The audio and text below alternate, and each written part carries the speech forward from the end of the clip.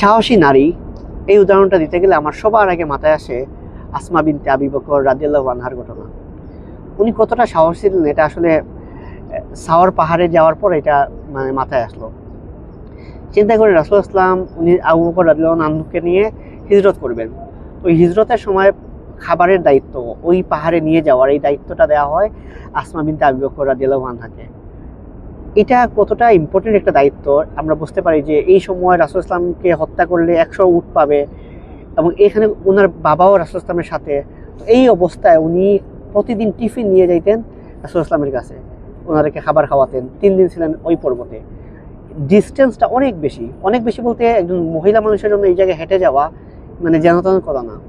Second হলো শুধু হেঁটে যাওয়া না, ওই পাহাড়ের উপর ওঠা। আমরা কি করি, সাওয়ার পাহাড়ে ম্যাক্সিমাম মানুষ উঠি না, যে এত উঁচু পাহাড় এখানে কীভাবে উঠবো।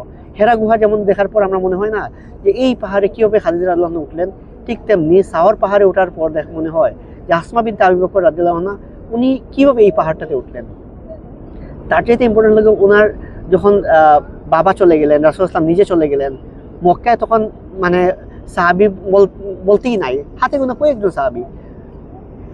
এই জায়গায় উনি একজন মেয়ে মানুষ, উনি মুসলিম, উনি ওনার বাবাকে চলে যেতে সাহায্য করছেন, রাসূলুল্লাহ সাল্লাল্লাহু আলাইহি ওয়াসাল্লামকে চলে যেতে সাহায্য করছেন। উনি যদি মক্কায় থাকেন তো মক্কায় ওনার সাথে কী আচরণ হইতে পারে। আমরা জানি আবু জাহেল কাকে হত্যা করছে, সুমাইয়া রাদিয়াল্লাহু আনহাকে, ওনাকে শহীদ করা হয়। তো সেম পরিস্থিতি তো আসমা বিনতে আবি বকর রাদিয়াল্লাহু আনহার সাথে হতে পারতো। ওনার দাদা ছিলেন বাসায়, ওনার দাদা আসলে অন্ধ ছিলেন, অর্থাৎ ওনাকে প্রটেক্ট করবে এরকম কোনো মানুষই মক্কায় তখন ছিলেন না। তখন আবু জেহেল আসে ওনার বাসায়, আইসা বলে যে তোমার বাবা কই, এরকম চার্জ করে ওনাকে। তখন উনি খুব সুন্দর একটা জবাব দেন। তো জবাবটা দেওয়ার পর আবু জাহেল ওনাকে থাপ্পড় মারে, চিন্তা করে দেয়, এবং উনি প্রচণ্ড ব্যথা পান। এইটা যেহেতু ইম্পর্টেন্ট আমার কাছে যে মনে হলো যে উনি যে সাওয়ার পাহাড়ে গেলেন, আবু জাহেল ওনাকে থাপ্পড় মারে, এই সময় উনি ছিলেন প্রেগনেন্ট, একজন প্রেগনেন্ট ওমেন। আমরা তো নর্মাল অবস্থায় সাওয়ার পাহাড়ে উঠতে সাহস করতে পারি না, এটা এত উঁচু পাহাড়। উনি একজন প্রেগনেন্ট ওমেন, রাসূলুল্লাহ সাল্লাল্লাহু আলাইহি ওয়াসাল্লামকে খাবার দিতে গিয়ে ওই পাহাড়ে উঠেন, আবার উনি চলে আসেন, আবার যান, তারপর আবু জাহেলকে উনি মোকাবেলা করেন। এটা আসলে যেন তেন কথা না, এটা অনেক গুরুত্বপূর্ণ। সেকেন্ড হলো উনি এই অবস্থায় মক্কা থেকে মদিনায় হিজরত করেন, এই প্রেগনেন্সি অবস্থায়, এবং এটা ছিল ওনার একদম লাস্ট স্টেজে, লাস্ট আর কয়েক সপ্তাহ বাকি ছিল।